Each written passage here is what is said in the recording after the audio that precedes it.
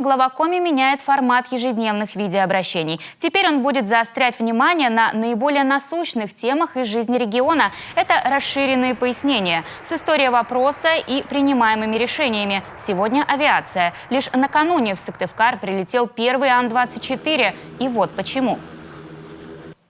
Сегодня темой моего сообщения – это понимание, как должны выглядеть перспективы развития нашего регионального авиаперевозчика компании Коми Авиатранс.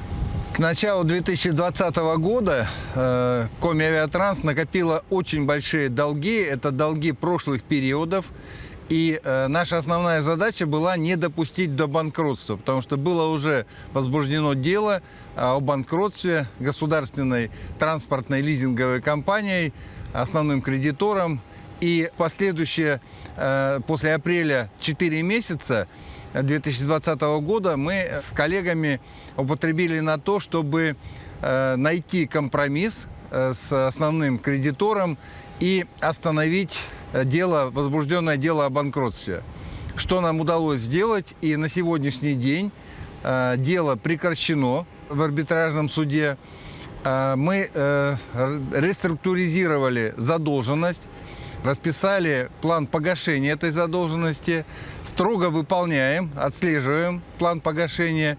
Мало того, мы договорились с лизинговой компанией о том, что будет она участвовать в дальнейшем развитии в автопарке нашего регионального авиаперевозчика Коми Авиатранс путем поставок 5 вертолетов в ближайший период. Первое время основными бортами или основными самолетами, на которые мы делаем ставку для работы внутри республики, для осуществления перелетов в Воркуту, в Усинск и в Уссыльму, это будут самолеты Ан-24. Самолеты, проверенные временем, проверенные нашим северным климатом, а самое главное, имеющие очень хорошую практику использования, в том числе и в Республике Коми. Мы имеем очень хорошую наземную инфраструктуру, обученный технический персонал, летный персонал.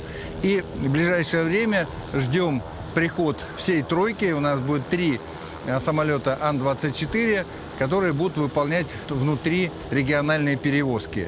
И еще один борт Ан-26, который будет дежурить как санитарный самолет. И нам тоже крайне это важно. Вы знаете, что вот сейчас, в период последних месяцев, санитарная авиация Коми Авиатранса работает очень интенсивно, потому что большое количество пациентов, тяжелых пациентов с ковидом мы перевозим для высокотехнологичного лечения в Сыктывкар.